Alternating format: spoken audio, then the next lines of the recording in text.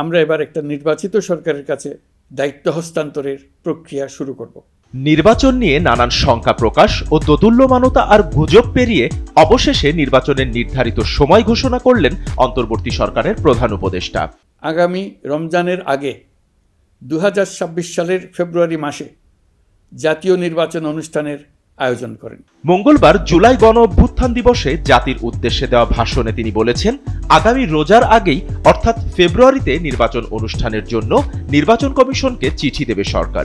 আগামী ফেব্রুয়ারিতে রোজার আগে ত্রয়োদশ জাতীয় সংসদ নির্বাচনের সম্ভাব্য যে সময়ের কথা 2 মাস আগে লন্ডন বৈঠকের যৌথ ঘোষণায় এসেছিল, সেই সময়সূচি এবার নিজের মুখে ঘোষণা করলেন প্রধান উপদেষ্টা মোহাম্মদ ইউনূস। আপনারা সকলেই দোয়া করবেন যেন সুন্দরভাবে নির্বাচন অনুষ্ঠান করে এদেশের সকল নাগরিক একটি নতুন বাংলাদেশ গড়ার কাজে সফলভাবে এগিয়ে যেতে পারে। তবে নির্বাচনের কোনো সুনির্দিষ্ট তারিখ তিনি দেননি। তাতে নির্বাচন নিয়ে সংশয় কি দূর হলো? অবশ্য প্রধান উপদেষ্টার এই ঘোষণায় দোদুল্যমানতা আর গুজবের অবসান হয়েছে বলে মনে করছেন নির্বাচন বিশ্লেষক ও নির্বাচন ব্যবস্থা সংস্কার কমিশনের সদস্য আব্দুল আলীম। 2024 সালের 5ই আগস্ট শেখ হাসিনা সরকারের পতনের 3 দিন পর মোহাম্মদ ইউনূসের নেতৃত্বাধীন অন্তর্বর্তী সরকার শপথ নেয়। সরকার গঠনের 4 মাসের মাথায় 16 ডিসেম্বর জাতির উদ্দেশ্যে দেওয়া ভাষণে চলতি বছরের ডিসেম্বর বা 2026 সালের প্রথমার্ধের মধ্যে নির্বাচন আয়োজনের আভাস দেন ডক্টর মোহাম্মদ ইউনূস।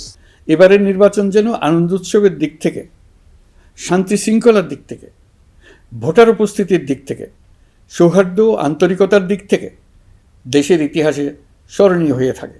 প্রধান উপদেষ্টা মোহাম্মদ ইউনূসের ঘোষণায় অবশেষে নির্বাচন নিয়ে দীর্ঘদিনের জল্পনা কল্পনার ইতি ঘটতে যাচ্ছে বলে আশা করা যায়। যদিও তিনি নির্দিষ্ট তারিখ উল্লেখ করেননি, তবুও নির্বাচনের সম্ভাব্য সময় জানিয়ে তিনি জনগণকে একটি রাজনৈতিক রূপরেখার আভাস দিয়েছেন।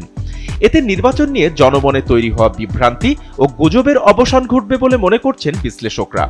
এখন দৃষ্টি থাকবে নির্বাচন কমিশনের পরবর্তী পদক্ষেপ ও রাজনৈতিক দলগুলোর প্রস্তুতির দিকে। একটি অংশগ্রহণমূলক, শান্তিপূর্ণ ও সুষ্ঠু নির্বাচনের মাধ্যমে গণতন্ত্র আবারও স্থিতিশীল ধারায় ফিরবে, এমনটাই প্রত্যাশা এখন জাতীয় জীবনের কেন্দ্রবিন্দুতে। বাপ্পি খান, SA টিভি ডিজিটাল।